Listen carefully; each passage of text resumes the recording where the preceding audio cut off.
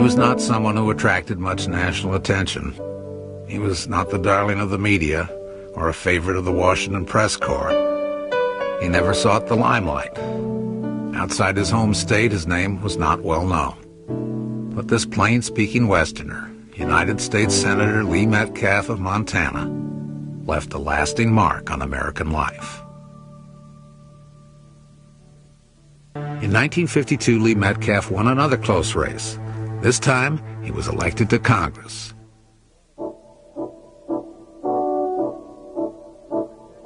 We should increase the minimum wage. We want a tax break for working mothers. Up to now, there's been very little relief for anyone outside the upper income bracket. Americans everywhere have every right to expect that this Congress will turn in a solid record of accomplishment on domestic affairs, including Social Security improvement, farm price adjustment, school and highway construction, and, of course, natural resource development, among other things. Having now grown to 3 when Lee and Donna welcomed a foster son, Jerry, into their family, the Metcalfs headed to Washington, D.C., where Lee hit the ground running.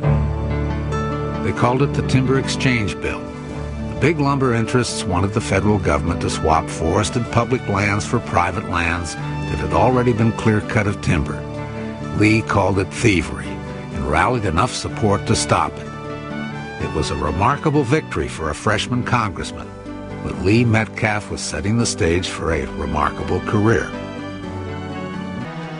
Lee's reputation for integrity and hard work was growing. He had become a skilled legislator. A powerful influence in the House of Representatives is how the New York Times referred to Lee near the end of his 4th term. At home, Lee forged a political coalition that would serve him his entire career. The core of his support would come from organized labor, small farmers, liberals, conservationists, and veterans. A lifelong horticulturist, Lee loved to grow flowers. Then there was Donna. Lee valued her opinion highly, consulting with her regularly about his political and legislative ideas. She was a tireless campaigner, wife, friend, alter ego. Donna and Lee stood side by side for nearly 40 years. Today, the Clean Air Act, water pollution control, and recreation resources have passed as a result of public awareness.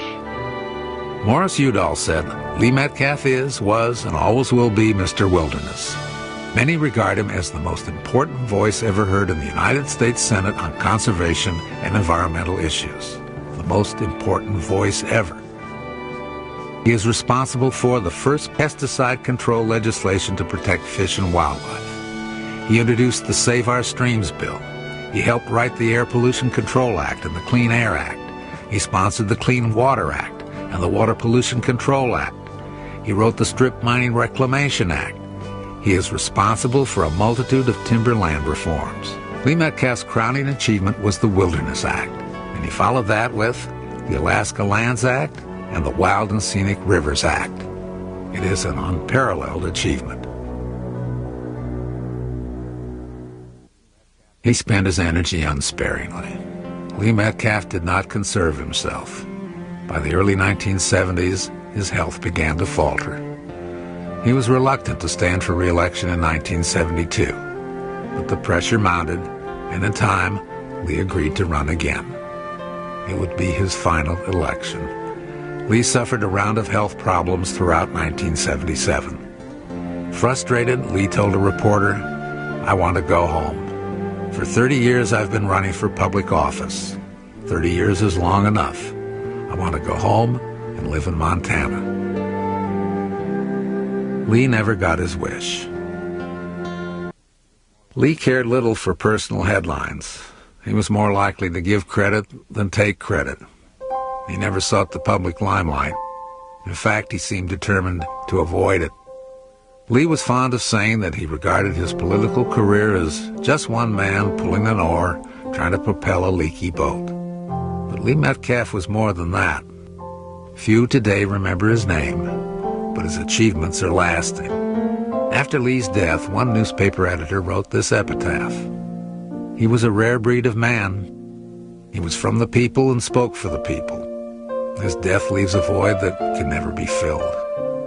but he leaves behind a legacy that should inspire us. God has a special place in heaven for this great man, and as long as America lives, Lee Metcalf has a special place in our history.